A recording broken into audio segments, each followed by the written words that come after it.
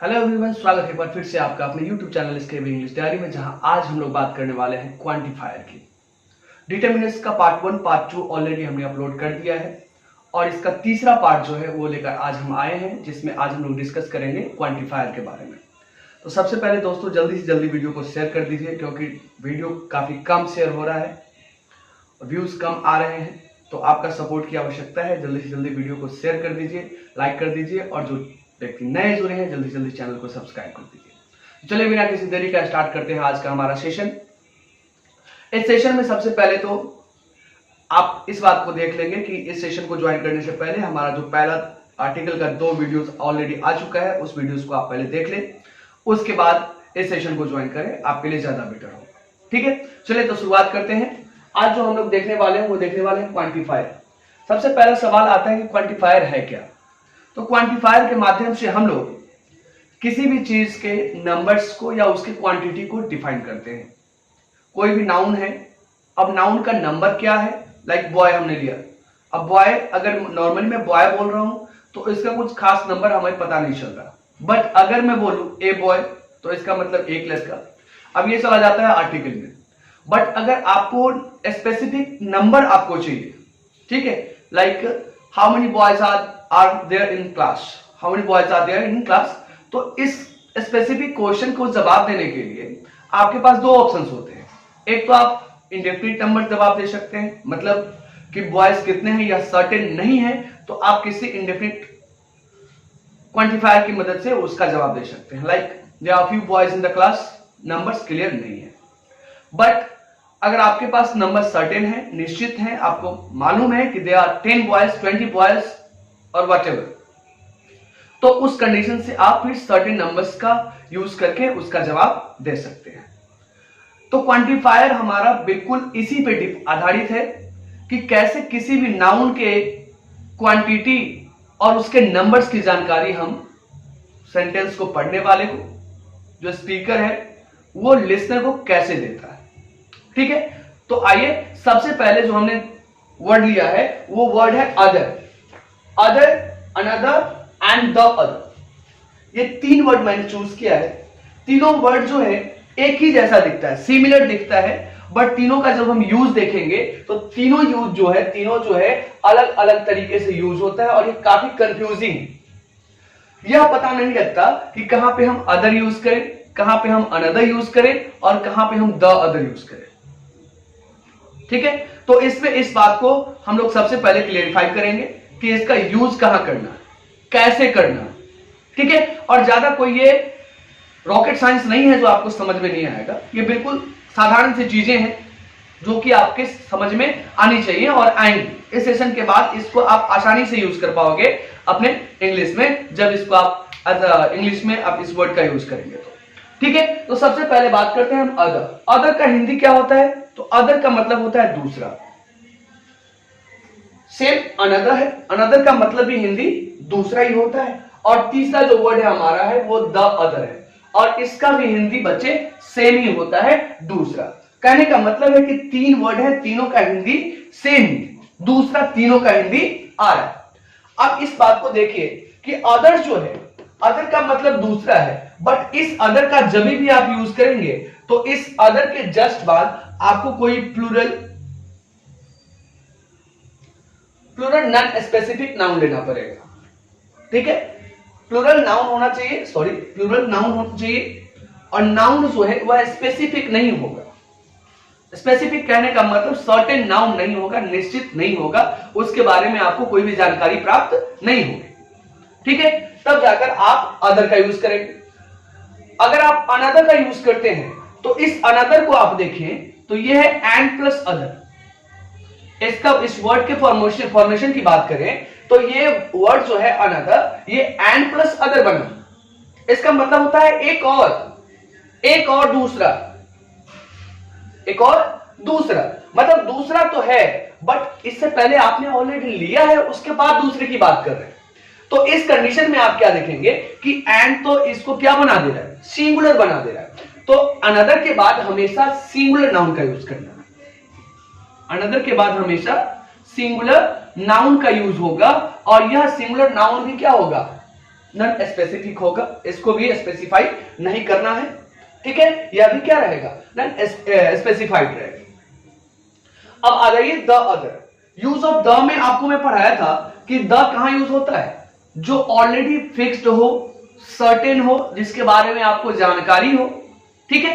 तो द जैसे ही लगा, अब जो यह दूसरा आएगा यह क्या होगा, स्पेसिफिक होगा, ठीक है। तो इसका मतलब ये दूसरा है, और जब इसका हम यूज करेंगे तो यह जो नाउन जो होगा हमारा, यह नाउन जो हमारा होगा वह क्या होगा, स्पेसिफिक होगा, ठीक है। यह नाउन जो हमारा क्या होगा, स्पेसिफिक होगा। ये तो हो गया इसका अंतर। इसको यूज करना है तो इस अदर के बाद हमेशा प्लूरल नाउन को रखना है और नॉन स्पेसिफिक प्लूरल नाउन को रखना है। जब अनदर को यूज करेंगे तो इसके बाद हमेशा नॉन स्पेसिफिक सिंगुलर नाउन को रखना है, और जब द अदर का यूज करेंगे तो इसके बाद हमेशा क्या करना है, स्पेसिफिक नाउन का यूज करना। अब डजंट मैटर सिंगुलर और प्लूरल, ठीक है। अब सिंगुलर भी हो सकता है, प्लूरल भी हो सकता है। ये हो गया इसके अंदर। अब सेंटेंस में इसको देखते हैं। तो सबसे पहले हम अदर का यूज करके आपको बताता हूं। अगर मैं अदर का यूज करना स्टार्ट करूं तो अदर के बाद क्या रखना है बच्चे, तो रखना है प्लूरल नाउन को रखना है। एक एग्जांपल मैं लेता हूं, what other options, what other options do you have, what other options do you have? Now you can see here, after other what I have used, options is a singular plural, this is plural, and what other options, अब options क्या है, तो options आपके पास choices है ना, not only single choice, you have many choices, the same conditions is applying here. You are getting, you are saying, watching that the option means you have many options, okay, then ये options जो है हमारा, ये क्या है, plural. तो इस other के बाद हम ऑप्शन का ना यूज करके क्या यूज किए हैं, ऑप्शंस का यूज किए हैं, ठीक है। तो ये क्या हो जाएगा हमारा, what other options do you have, मतलब अदर का जब भी यूज करेंगे तो उसके बाद आपको प्लूरल नाउन को रखना है, ठीक है। अब इसको मैं क्या करता हूं, यहां पे अनदर यूज करके देखता हूं। अगर सेम कंडीशन, सेम सेंटेंस, सब कुछ सेम रखना है, बस अदर की जगह पे आपको क्या कर देना है, अनदर कर देना है। तो जैसे ही आप अनदर करेंगे तो ये ऑप्शंस किस में बदल जाएगा बच्चे, ऑप्शन में बदल जाएगा। What another option, what another option do you have, what another option do you have. अब यहां पे आपको क्या दिख रहा है, यहां पे आप देख रहे हैं कि जैसे ही हमने अनदर का यूज किया, जैसे ही मैंने अनदर का यूज किया, ऑप्शंस बदल गया ऑप्शन में। कहने का मतलब इसके बाद जो प्लूरल का यूज मैं कर रहा था वो अब यूज हो गया सिंगुलर का, ठीक है। अब इसी को मैं क्या करता हूं, ना ही अदर और ना ही अनदर, अब मैं क्या रखता हूं, द अदर, ठीक है। अब द अदर जब मैं करूंगा,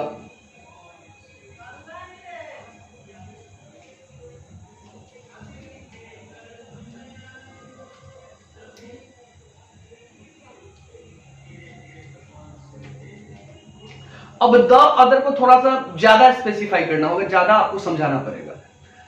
अब द अदर को आप देखिए, लाइक मैं बात कर रहा हूं कि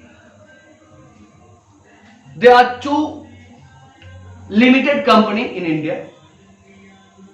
First one is Dell and the second तो the second की जगह पे हम क्या कर सकते हैं, and the other is HCL। समझिए इसको, सेंटेंस में मैं लिखता हूं, सेंटेंस में लिख रहा हूं, there are two companies, there are two companies in India,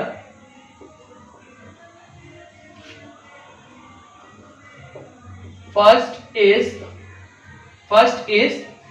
Dell and the other is and the other is HCL। अब यहां पे देखो कि they are two companies in India, मतलब ये क्या है, ये ऑलरेडी नोन है, इसके बारे में आपको ऑलरेडी जानकारी प्राप्त है। ठीक है, ये इसके बारे में आप ऑलरेडी जान रहे हैं कि दो कंपनीज हैं। ठीक है, तो जिसमें फर्स्ट आप क्या देख रहे हैं कि डेल है, पहला तो क्या है, डेल है, यहां तक सेंटेंस क्लियर। बट यहां पे दूसरे की बात हम जब कर रहे हैं एज HCL, जब दूसरे की बात मैं कर रहा हूं तो क्योंकि यह कंपनी ऑलरेडी नोन है, इसके बारे में आपके पास जानकारी उपलब्ध है, आप इसको जान रहे हैं, स्पेसिफिक है, तो इस वजह से यहां पे हमने क्या यूज किया है, द अदर यूज किया। ठीक है, द अदर का यूज आपको कुछ इस तरीके से करना है। तो यहां से तीन शब्द जो आपके थे, अदर, अनदर, द अदर। अब इसी से एक रिलेटेड शब्द बच्चे आता है अदर्स। तो अदर्स जो है वह क्या है, वह डिटरमिनस नहीं है, वह एज अ प्रोनाउन एक्ट करता है, वह एज अ प्रोनाउन एक्ट करता है और उसका अदर, अनदर और द अदर से कोई लेना देना नहीं है। उसमें उसका स्पेलिंग जो देखेंगे आप, उसका स्पेलिंग जो देखेंगे तो वो मिलेगा आपको अदर्स, और ये एज अ प्रोनाउन एक्ट करता है, एज अ प्रोनाउन इसको आप सेंटेंसेस में देखेंगे, जहां भी किसी भी सेंटेंस में आप इसको देखेंगे तो यह क्या दिखेगा, एज अ प्रोनाउन ही आपको दिखेगा। ठीक है, अभी बहुत सारे वर्ड से धीरे धीरे आगे हम लोग बढ़ते रहेंगे, और आइए अब चलते हैं दूसरे वर्ड्स की तरफ। ठीक है, प्रोनाउंस, अच्छा चलिए थोड़ा सा मैं बता देता हूं कि ये अदर्स जो है इसका प्रोनाउन में कैसे यूज होता है। एक एग्जांपल मैं आपको समझाता हूं। यह क्या एज अ प्रोनाउन एक्ट करता है, तो जब ये एज अ प्रोनाउन एक्ट करता है तो यह क्या बनेगा, प्रोनाउन बनेगा। तो इसको अगर मैं लिखे, we should not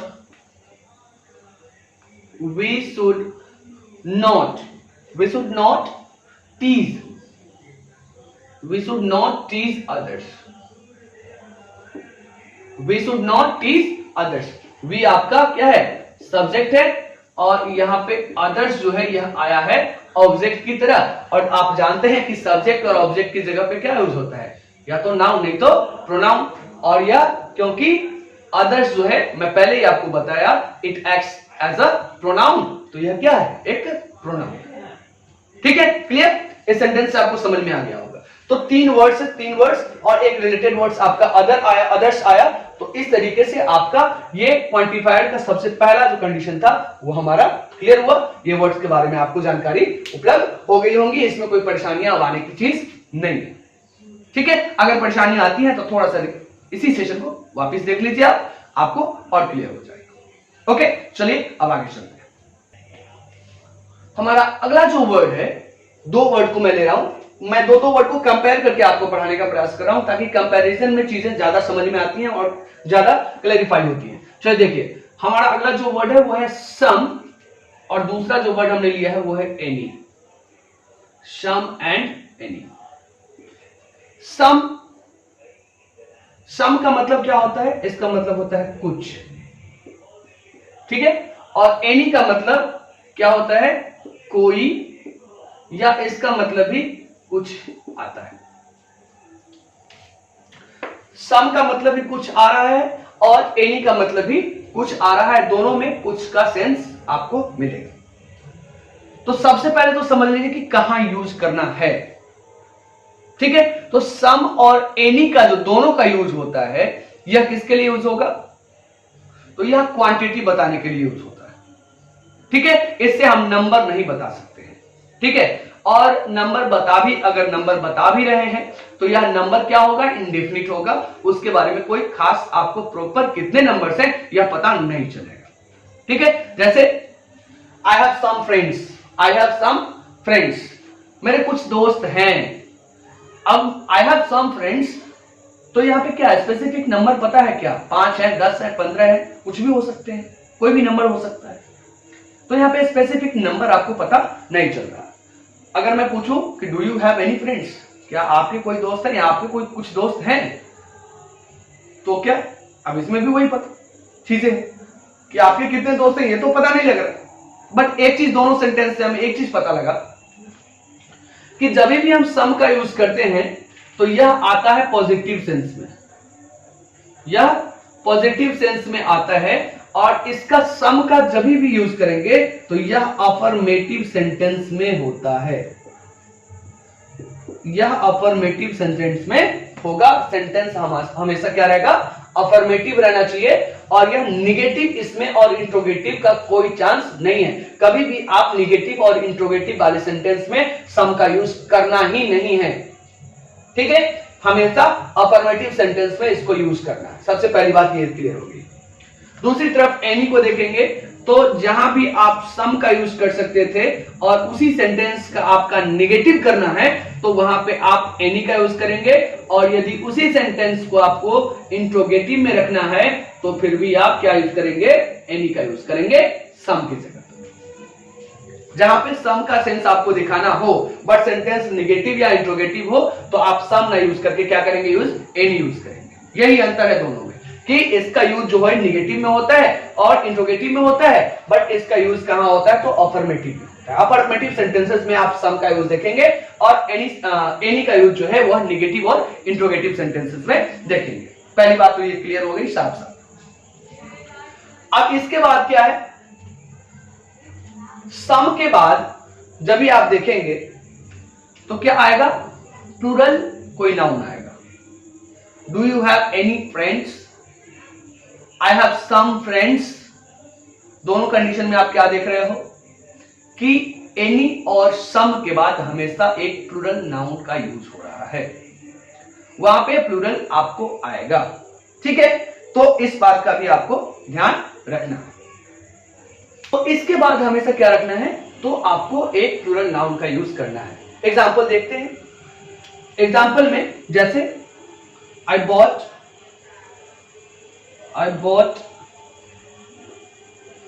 some grapes। Grapes देखिए तो ये क्या है, प्लूरल है। सेंटेंस क्या है, तो sentence I bought some grapes यह क्या है, अफर्मेटिव सेंटेंस है, और सम के बाद देखिए तो हमने क्या यूज किया है, तो प्लूरल नाउन का यूज किया है। अब इसी सेंटेंस को मैं निगेटिव में लिखता हूं, I didn't buy any grapes। I didn't buy any grapes। अगर ऐसा आप देखते हैं तो यहां पर देखिए कि यह सेंटेंस क्या है, निगेटिव है, डिडंट का यूज हुआ है तो निगेटिव है, और यहां पे हमने इस वजह से सम के जगह पे क्या यूज किया, एनी का यूज किया, बट इसके बाद वही प्लूरल नाउन का यूज ही हुआ है, ठीक है। अगर इसको ऐसे मैं लिखूं, did you by any grapes, did you by any grapes, क्या तुमने कोई कुछ सेब खरीदे या कोई सेब खरीदे, अंगूर खरीदे। तो यह भी क्या है, यह इंट्रोगेटिव सेंटेंस था, और इसमें भी कंडीशंस वही देख रहे हैं कि एनी का यूज मैंने किया है और इसके बाद कोई प्लूरल नाउन का यूज किया है। तो कहने का मतलब है कि एनी जब भी यूज होगा तो नेगेटिव और इंट्रोगेटिव के लिए, और सम जब भी यूज होगा तो किसके लिए होगा, तो अफर्मेटिव के लिए यूज होगा।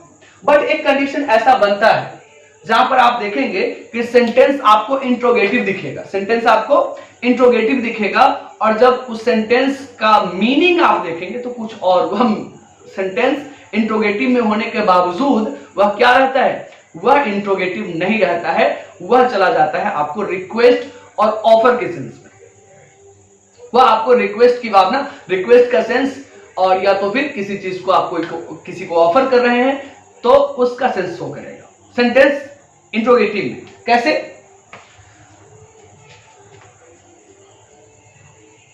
हाँ ऊपर लिखता हूं ताकि ये चीजें आपको रहे वहां पर। मैं इधर लिख रहा हूं, ठीक है।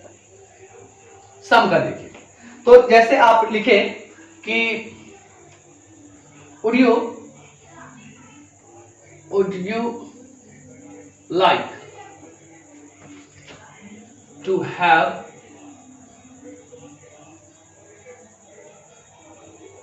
some sweets? Would you like to have some sweets? Would you like to have some sweets? अब सेंटेंस को देखेंगे तो आपको कहेंगे सर would का यूज पहले किया है, तो यह क्या है, यह तो इंट्रोगेटिव हो गया ना, तो इंट्रोगेटिव हो गया तो सेंटेंस तो इंट्रोगेटिव ही है। सेंटेंस तो इंट्रोगेटिव ही है, बट इसमें प्रॉब्लम क्या है, तो या would you like to have some sweets जो है यह इंट्रोगेटिव में है, बट यह ऑफर कर रहा है। क्या कर रहा है? ऑफर कर रहा है, किसी को कोई चीज देने की बात कर रहा है, किसी से कोई चीज पूछ रहा है। तो उस कंडीशन में बच्चे एनी का यूज नहीं करना है, ठीक है। अगर ऑफर कर रहे या रिक्वेस्ट कर रहे हैं, can I get some water please, can I get some water please. अब यहां पे देखो, इसमें भी वही कंडीशन है, सेंटेंस क्या है, इंट्रोगेटिव में दिखेगा आपको, और जब इसका मीनिंग आप निकालेंगे तो यह क्या कर रहा है, रिक्वेस्ट कर रहा है। क्या कर रहा है?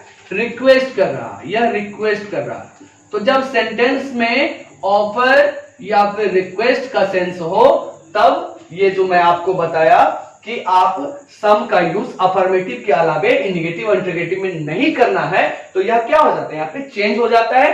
तो यहाँ पे आप मीनिंग पे भी ध्यान रखना है कि अगर मीनिंग ऑफर या रिक्वेस्ट में जा रहा है, ऑफर या किसी को रिक्वेस्ट कर रहे हैं, किसी को ऑफर या किसी को रिक्वेस्ट कर रहे हैं, तो उस कंडीशन में आप क्या यूज करेंगे, सम का यूज इंट्रोगेटिव में पॉसिबल है, ऐसा यूज हम लोग कर सकते हैं। क्लियर?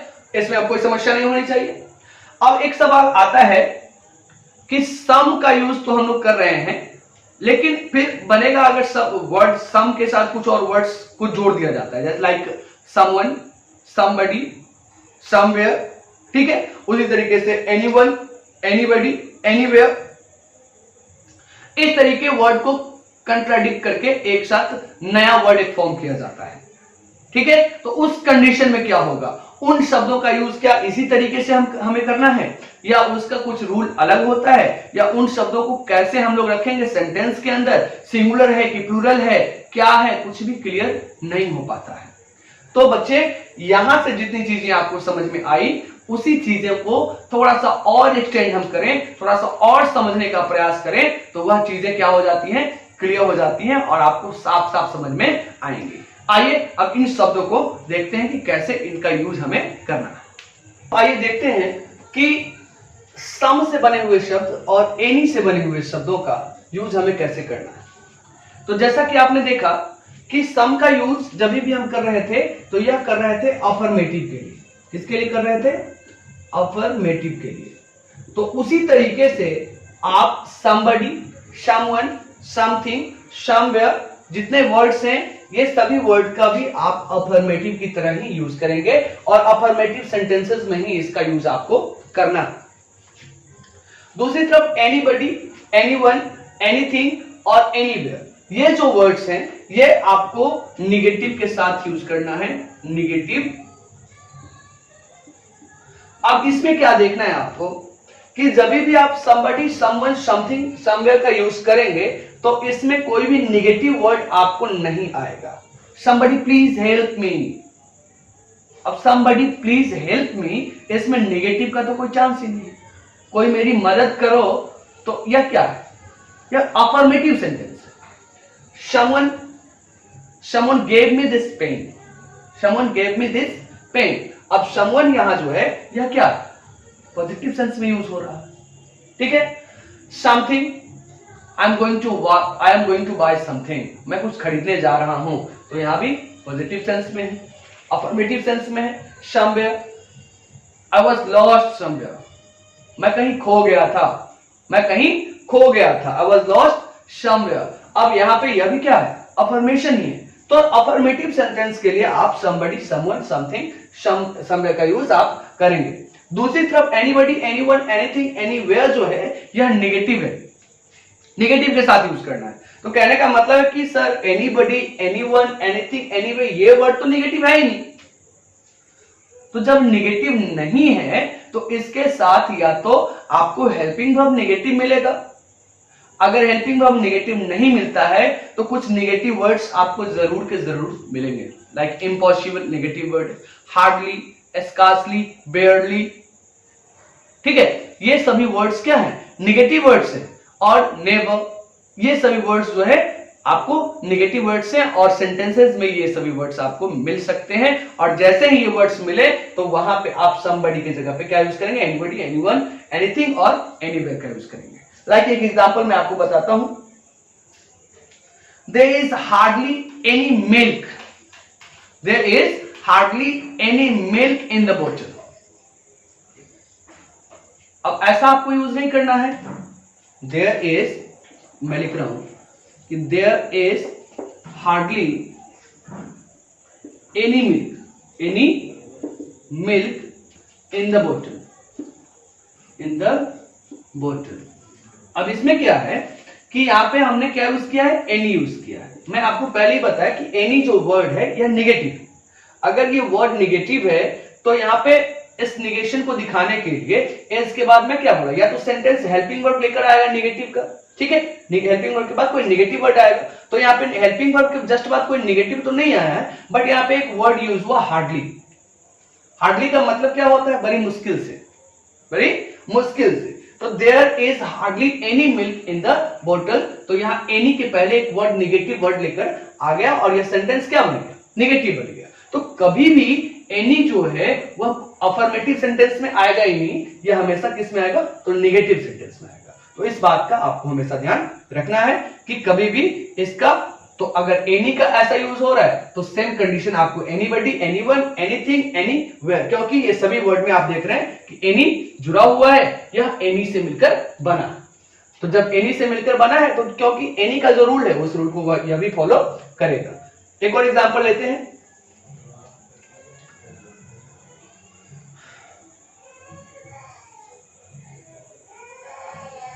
barely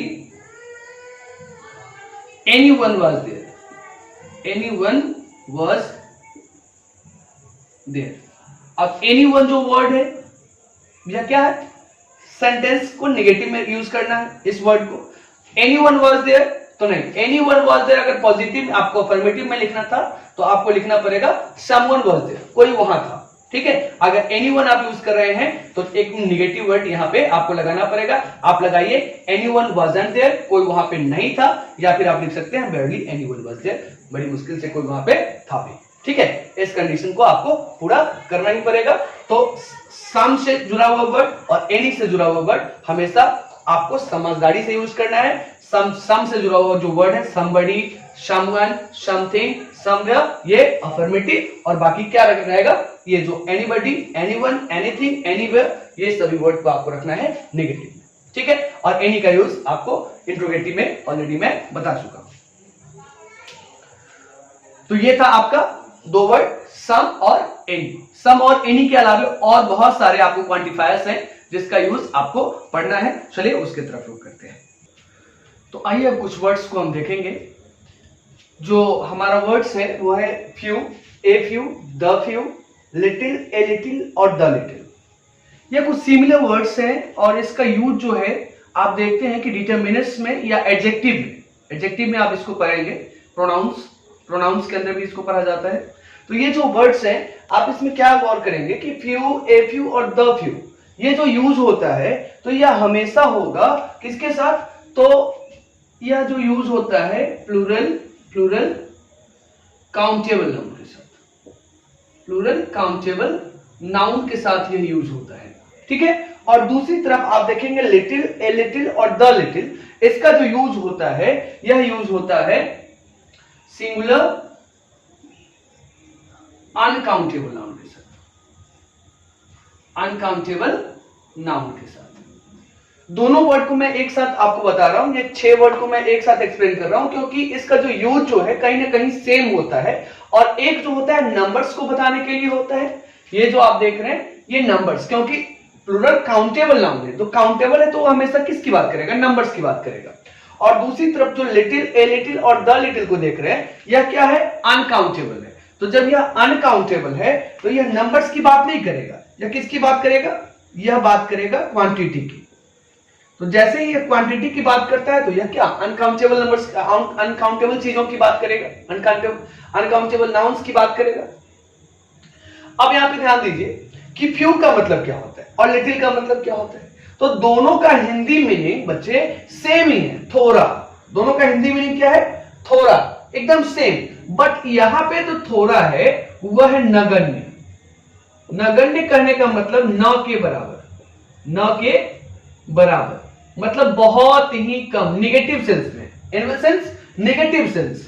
अगर आप बोले कि आई हैव फ्यू पेन्स, इसका मतलब आपके पास मानो पेन है ही नहीं, है ना, मानो इसका मतलब आपके पास पेन है ही नहीं, मतलब नेगेटिव, बिल्कुल ही नेगेटिव सेंस में, नगण्य, एकदम न के बराबर के अर्थ में इसका सेंस आता है। आई हैव फ्यू पेन्स तो नगण्य हो जाएगा। और इस तरीके से आप बोलेंगे I have little money, I have little money, तो अगर आप बोल रहे हैं कि आई हैव लिटिल मनी, तो यहां पर भी कंडीशन सेम है, आपके पास न के बराबर पैसे हैं, इतना कम है कि मानो कि पैसा रहे या ना रहे, दोनों बात बराबर है, तो यह भी निगेटिव सेंस में यूज होता है।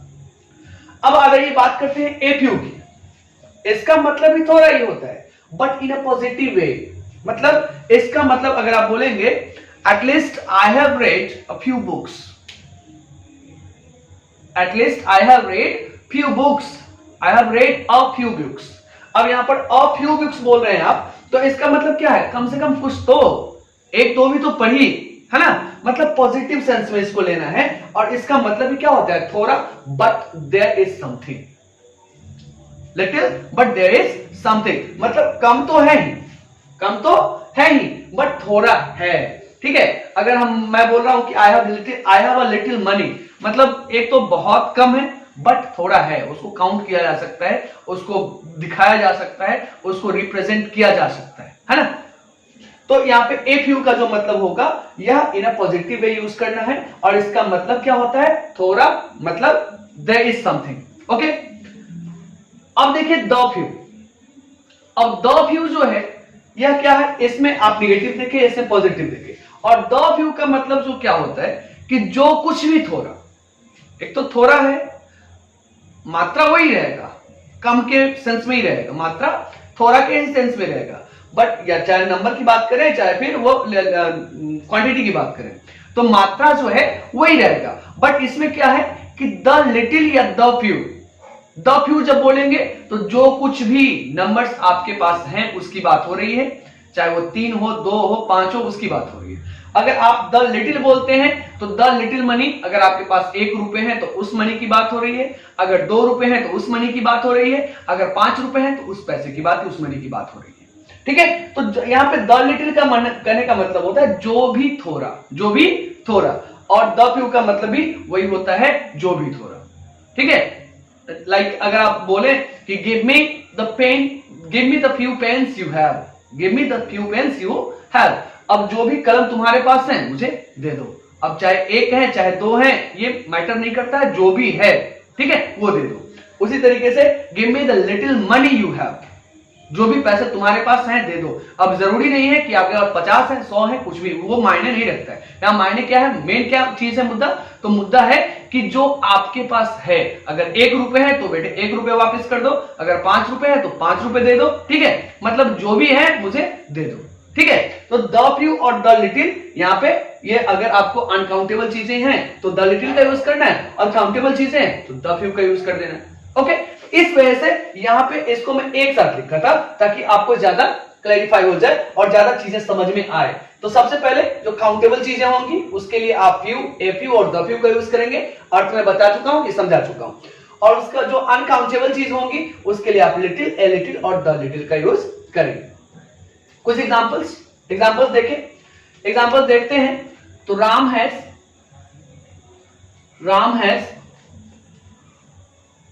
few pens, Ram has few pens, a plural countable noun, ये पेन्स जो है प्लूरल काउंटेबल नाउन्स है, पेन्स को काउंट किया जा सकता है ना।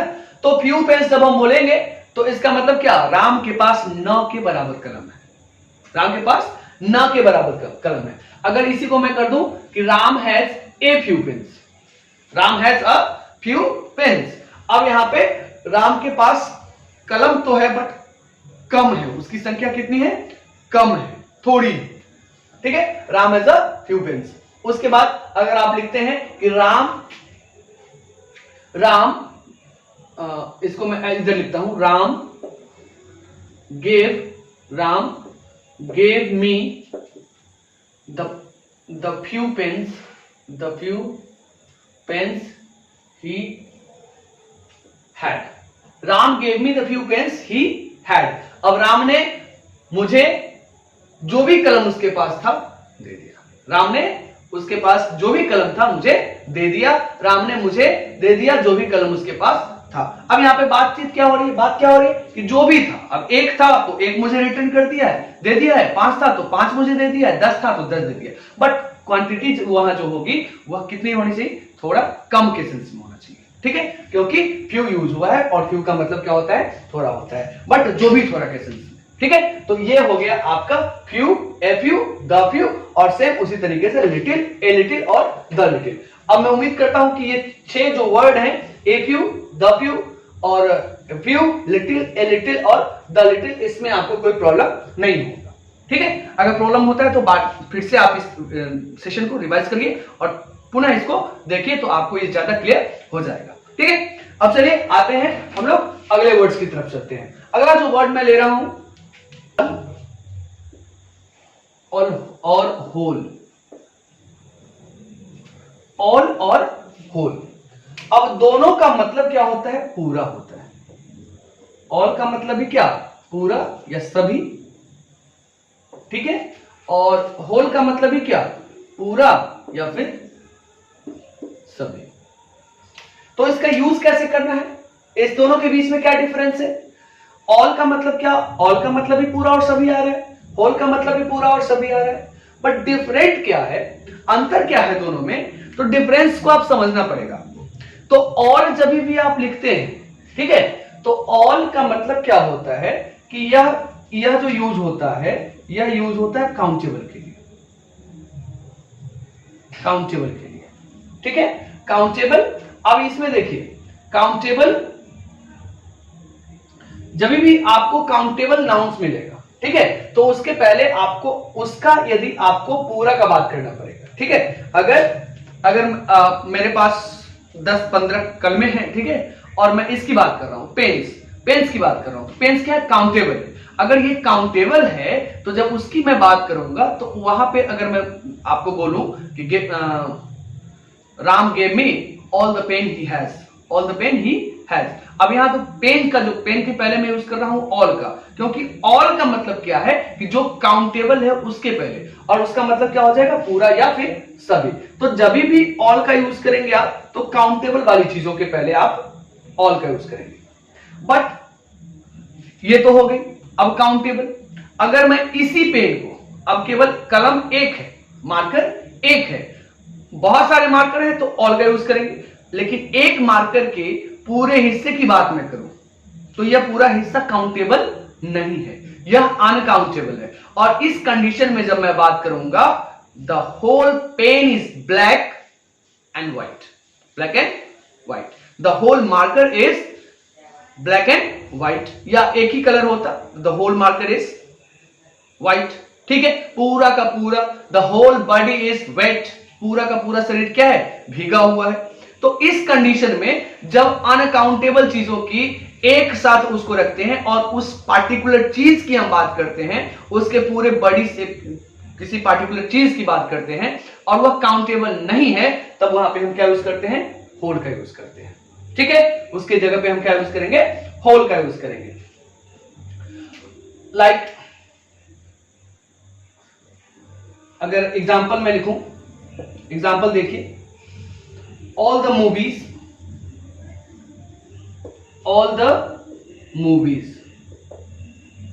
on Netflix,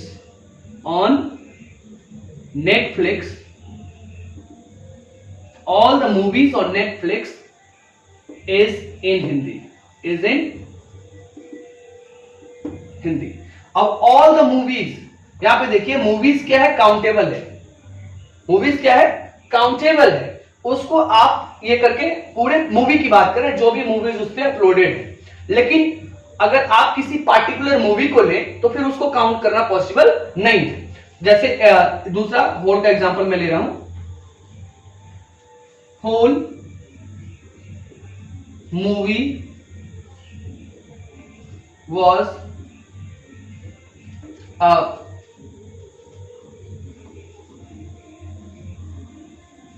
whole movie was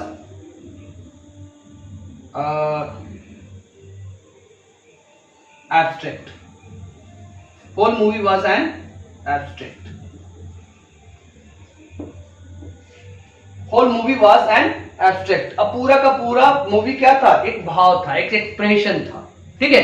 तो यहाँ पे एक मूवी की बात हो रही है, एक पार्टिकुलर मूवी को मैं ले रहा हूं, और यहाँ पे जितने भी मूवीज हैं, तो जब काउंटेबल चीजें हो जिसको आप काउंट कर सकते हैं, उसके पहले पूरा या सभी का सेंस आपको डालना हो तो ऑल का यूज करिए, और बस जब अनकाउंटेबल चीजें हो और एक पार्टिकुलर, जैसे होल ग्लास, पूरा का पूरा glass, all the glasses in our school, all the glasses in our home. अब पूरे घर की ग्लास की बात कर रहे हैं और एक ग्लास की बात कर रहे हैं, तो एक ग्लास को आप लिखेंगे तो उसका जो क्वांटिटी है उसको काउंट नहीं किया जा सकता है, देन उसको काउंट नहीं करना पॉसिबल नहीं है, ठीक है। All the glass was filled with water, whole glass was filled with water, पूरा ग्लास पानी से भरा हुआ था, ठीक है। और देन अगर ऑल की बात करें तो ऑल करना पड़ेगा, ठीक है। इस तरीके से आपको काउंटेबल और अनकाउंटेबल को सबसे पहले डिफाइन करना पड़ेगा, और उसके पहले ऑल और होल का यूज आपको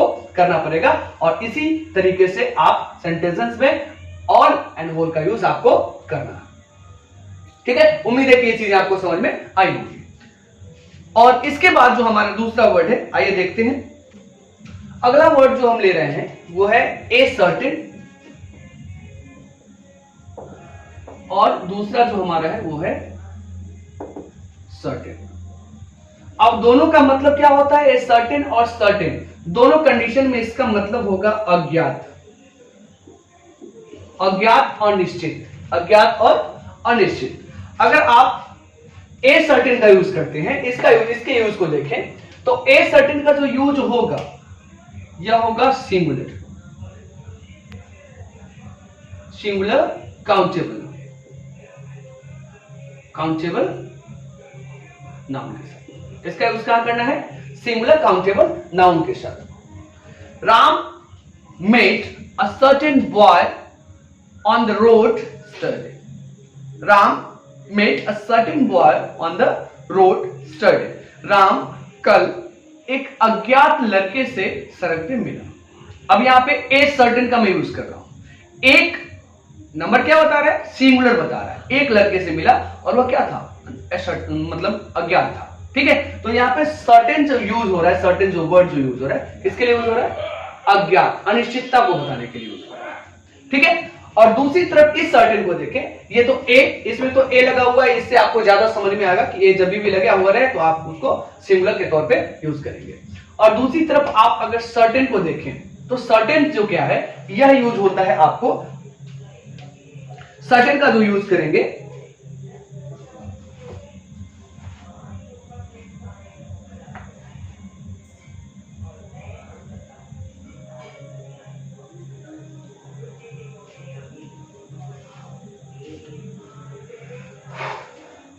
तो अगर सर्टेन का यूज देखें तो यहां पे प्लूरल काउंटेबल नाउन के साथ यूज करेंगे इसका, plural countable noun, countable noun. अभी एक एग्जांपल मैं आपको देता हूं, वहां से आपको चीजें ज्यादा क्लियर हो जाएंगे। अगर मैं लिखूं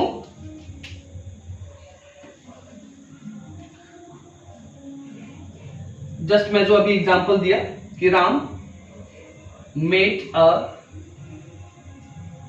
certain boy on the road yesterday, on the road yesterday, ठीक है। अब यहां पे ए सर्टेन, इसका मतलब ए सर्टेन के बाद मैंने क्या यूज किया है? ये बॉय को देखिए आप, तो बॉय क्या है हमारा? सिंगुलर काउंटेबल नाउन, ये क्या है? सिंगुलर काउंटेबल नाउन है। अगर सर्टेन का यूज अगर मैं किया होता, मैं लिख दूं कि राम मेट सर्टेन, सर्टेन। अब जब सर्टेन का मैं यूज कर रहा हूं तो यहां पे बॉय की जगह पे क्या करना पड़ेगा? मुझे बॉयज का यूज करना पड़ेगा, और ये बॉयज क्या है? Plural countable noun.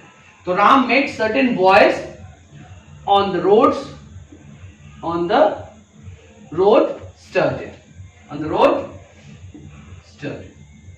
अब इसमें देखिए, इसमें देखो आप, तो यहां पे ए सर्टेन के बाद मैंने सिंगुलर काउंटेबल नाउन का यूज किया है, और सर्टेन के बाद मैंने प्लूरल काउंटेबल नाउन का यूज किया है। ये चीजें क्लियर हो गई कि ए सर्टेन के बाद हमेशा सिंगुलर नाउन का यूज करना है और सर्टेन के बाद हमेशा प्लूरल काउंटेबल नाउन का यूज करना है, और दोनों का मतलब क्या होता है, अज्ञात होता है, अवर्णित होता है, जिसका पहले वर्णन किया हुआ नहीं है, जिसके बारे में कोई जानकारी प्राप्त आपको नहीं है।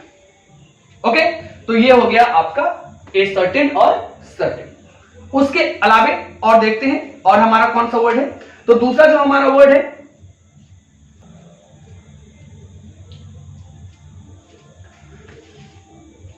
चलिए, तो अगला वर्ड जो हमारा है वो है ईच, एंड दूसरा वर्ड जो हमारा है वो है एवरी। ईच एंड एवरी, इस दोनों वर्ड्स को देखिए तो ईच का मतलब ही क्या आता है, ईच का मतलब भी है प्रत्येक, और एवरी का मतलब भी हिंदी प्रत्येक ही आता है। ईच का मतलब भी प्रत्येक है और एवरी का मतलब भी प्रत्येक है, बट दोनों में बहुत बड़ा अंतर है। अंतर क्या है कि ईच का जब आप यूज करेंगे तो ईच का जो यूज होता है यह केवल टू और मोर देन टू, यह जो यूज होता है वह यूज होता है ईच का। जब भी आप यूज करेंगे तो वहां जो नंबर्स तो होने चाहिए इधर टू और मोर देन टू, या तो दो होना चाहिए नहीं तो दो से अधिक होना चाहिए। ठीक है, जैसे each boy is present, each boy is present, और ये सिंगुलर होता है, ये हमेशा क्या होगा, सिंगुलर होगा, ये हमेशा सिंगुलर फॉर्म में रहेगा। ठीक है, अगर आप लिखें each boy is present, each boy is present, तो यहां जो ईच जो यूज हो रहा है, तो ईच से आपको समझना है कि ये जो बॉय है इसका नंबर या तो दो होगा नहीं तो दो से अधिक होगा, नहीं तो दो से अधिक होगा, या तो दो नहीं तो दो से अधिक। तो ईच का मतलब ही होता है, इसका यूज ही होता है जहां पे या तो दो की बात कर रहे हैं हम, या तो दो की हम बात कर रहे हैं, नहीं तो दो से अधिक की बात कर रहे हैं। ठीक है, दूसरी तरफ एवरी को देखिए। अब एवरी जब भी यूज होगा तो मोर देन टू के लिए होगा, मोर देन टू के लिए होगा, या कभी भी दो से अधिक वाले नंबर से होंगे उसी को दर्शाने के लिए होगा, उससे कम नहीं होगा। मतलब दो से प्लस तो तीन से इसका गिनती स्टार्ट हो सकता है। ठीक है, तो तीन से ऊपर आपको लेना पड़ेगा। ठीक है, चलिए, एक तो ये कंडीशन हो गया कैसे यूज करना है, तो नंबर्स के अकॉर्डिंग आप यूज करेंगे। ठीक है, एग्जांपल हम देते हैं आपको। अगर आप लिखें every boy was present,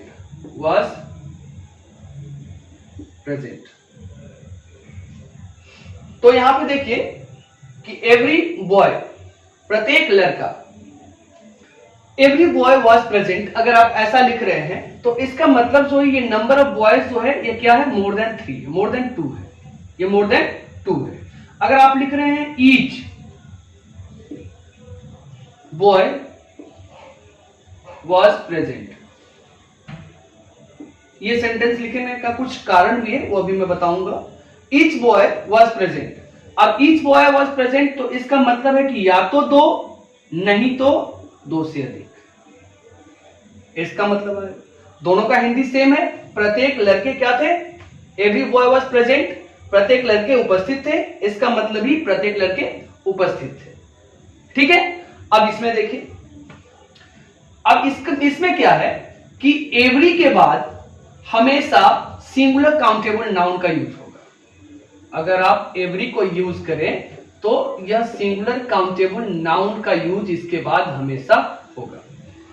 each का क्या है कि ईच का सिंगुलर काउंटेबल नाउन के साथ तो यूज होता ही होता है, बट एक कंडीशन, अगर ईच के बाद ऑफ का यूज कर दे, ईच के बाद किसका यूज कर दे, ऑफ का यूज कर दे, तो इसके बाद प्लूरल काउंटेबल नाउन का भी यूज हो जाता है। बट एवरी के बाद कभी भी प्लूरल काउंटेबल नाउन का यूज नहीं होगा। आप कभी नहीं लिख सकते हैं एवरी बॉयज वर प्रेजेंट, ऐसा नहीं लिखा जा सकता है। एवरी बॉयज वाज प्रेजेंट ऐसा कभी भी आप पॉसिबल नहीं देखेंगे। बट अगर आप ईच बॉय वाज प्रेजेंट देख रहे हैं तो each of the boys were present भी लिख सकते हैं, ईच ऑफ द बॉयज ऐसा भी आप लिख सकते हैं, ठीक है। उसमें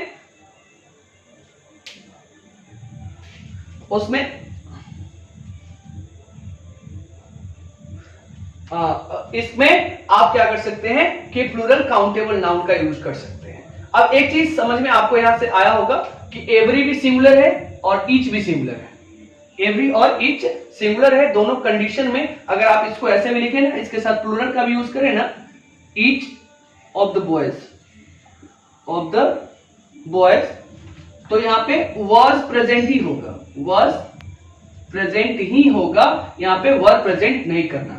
तो ईच जो है यह जैसे ही सेंटेंस में लगता है तो वह सेंटेंस ईच जो वर्ड है वह इसको सिंगुलर है और इस वजह से यहां पे वॉज का यूज हो रहा है। तीन कंडीशन है, एवरी बॉय वाज प्रेजेंट, इसका मतलब number of boys is more than 2, each boy is was present, तो अगर आप ऐसा लिख रहे हैं तो 2 और मोर देन 2, और ईच ऑफ द बॉयज इसके यहां तो क्लियर हो गया, मोर देन 2 है और यह भी सिंगुलर है, ठीक है। तो यह प्रयोग होता है आपका ईच का और एवरी का, और यह क्या है, तो यह सिंगुलर है, ईच और एवरी दोनों सिंगुलर है। तो एक केस बनता है कि क्या हम ईच के बाद अनकाउंटेबल नाउन का यूज कर सकते हैं। अब जैसे ही आपको यहां क्लियर हो गया कि ईच और एवरी के बाद आप देख रहे हैं कि वैसे चीजों का यूज कर रहे हैं जो काउंटेबल है। अगर मैं लिखूं ईच राइस, अब राइस तो काउंटेबल है ही नहीं, तो उसके पहले ईच का यूज पॉसिबल नहीं है क्योंकि नंबर्स तो ऑलरेडी डिफाइंड है, या तो 2 नहीं तो 2 से अधिक। एवरी में भी क्या है, 2 से अधिक नंबर्स की बात हो रही है, तो यहां ना तो ईच के साथ ना ही एवरी के साथ आप अनकाउंटेबल नाउन का यूज नहीं करना है। अगर आप करते हैं, अगर आप लिख देते हैं ईच राइस या ईच वाटर आप लिख देते हैं, तो यह क्या हो जाएगा, यह सेंटेंस आपका गलत हो जाएगा। या एवरी वाटर भी लिख सकते हैं तो वो भी क्या हो जाएगा, गलत हो जाएगा। तो इस बात का भी आपको ध्यान रखना है कि ईच और एवरी के बाद कभी भी अनकाउंटेबल नाउन का यूज ना करें। अगर ऐसा करते हैं तो सेंटेंस आपका रॉन्ग हो जाएगा। तो एक तो ये आपको कहां देगा काम, subject verb concord subject verb agreement के लिए भी एक रूल हो गया, और ये भी आपको समझ में आ गया कि सब्जेक्ट वर्ब एग्रीमेंट में जो सेंटेंसेस होते हैं उसमें एवरी और ईच का यूज एज अ सिंगुलर आपको करना है, ठीक है, एज अ सिंगुलर सब्जेक्ट इसका यूज आपको करना है। Is it clear to you? Okay, चलिए अब आगे बढ़ते हैं, हमारा अगला वर्ड लेते हैं।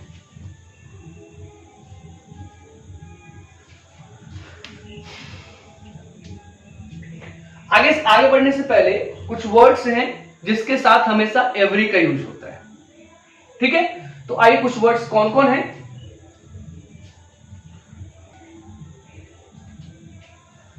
अगर सेंटेंसेस में आपको ऑलमोस्ट, नियरली, ठीक है, ऑलमोस्ट, नियरली, या फिर आपको प्रैक्टिकली, विदाउट एक्सपेक्टेशंस, ये 4 वर्ड मिलते हैं ना, तो इसके बाद आप हमेशा क्या करिएगा कि एवरी का यूज करिएगा, ना कि ईच का यूज करिएगा। ऑलमोस्ट, नियरली, विदाउट एक्सपेक्टेशंस, और एक वर्ड जो आपका छूट गया वो क्या था, प्रैक्टिकली।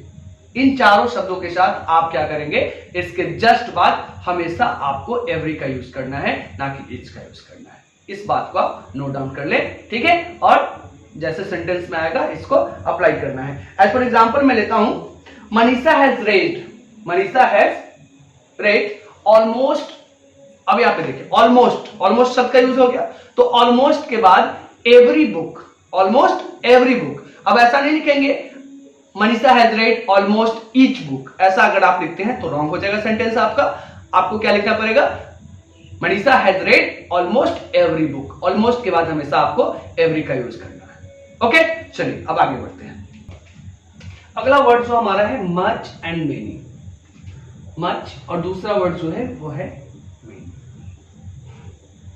ये साफ साफ आपको समझ में आ भी रहा होगा कि मच का मतलब जो है, मच का मतलब भी क्या होता है, बहुत, इसका मतलब भी बहुत होगा, और मेनी का मतलब भी क्या होता है, बहुत होता है, ठीक है। और मच का जो यूज हम करेंगे, यह यूज करेंगे क्वांटिटी को दिखाने के लिए, इसको दिखाने के लिए, क्वांटिटी को दिखाने के लिए, और मेनी का जो यूज हम करेंगे, यह करेंगे आपको नंबर्स को दिखाने के लिए, या नंबर्स को दिखाने के लिए। इसमें कुछ वर्ड्स ऐसे भी हैं जो डेमोन्स्ट्रेटिव के थे, डिस्ट्रीब्यूटिव के थे, उसको भी हमने पढ़ा है। सिर्फ क्वांटिफायर्स के अंदर आपको मैं सिर्फ वो नहीं बता रहा, नंबर्स और क्वांटिटी की चर्चा नहीं कर रहा हूं। इसमें कुछ वर्ड्स जैसे ईच एंड एवरी जो अभी पढ़ा, ये क्या था, डिस्ट्रीब्यूटिव था। तो कुछ वर्ड्स वैसे भी इसमें यूज मैं आपको बता रहा हूं जो कि आपके लिए आवश्यक है। ठीक है, अभी देखिए मच, तो मच का जो यूज होगा ये क्या है, या क्वांटिटी को बताने के लिए यूज हो रहा है। तो जब भी आप मच का यूज देखेंगे तो यह किसके साथ होगा, यह होगा सिंगुलर अनकाउंटेबल नाउन। जब भी आप मच का यूज करेंगे तो सिंगुलर अनकाउंटेबल नाउन के साथ यूज होगा। किसके साथ यूज होगा, singular uncountable noun, uncountable nouns के साथ, इसके साथ इसका यूज होगा। ठीक है, और मेनी का जो यूज करेंगे, मेनी का जो यूज करेंगे यह यूज होगा plural countable noun, plural countable nouns के साथ। I have many friends, I have many friends. अभी आप फ्रेंड्स को देखो, यह क्या है, प्लूरल काउंटेबल नाउन है। मेनी के बाद हमेशा प्लूरल काउंटेबल नाउन का यूज करना है। अगर इसको देखें कि do you have much money, do you have much money. अब यहां मनी को देखिए, यह क्या है, सिंगुलर अनकाउंटेबल नाउन है। तो मच के बाद सिंगुलर अनकाउंटेबल नाउन का यूज करना है और मेनी के बाद प्लूरल काउंटेबल नाउन का यूज आपको करना है। ठीक है, इस बात को आपको हमेशा ध्यान में रखना है। आई हैव मेनी फ्रेंड्स। अब हाँ, अगर आप how I have many friends ऐसा यूज करते हैं तो यह सेंटेंस हमारा क्या हो जाता है, रॉन्ग हो जाता है। और रीजन क्या है, इसको जब आपको यूज करना, how many friends, how many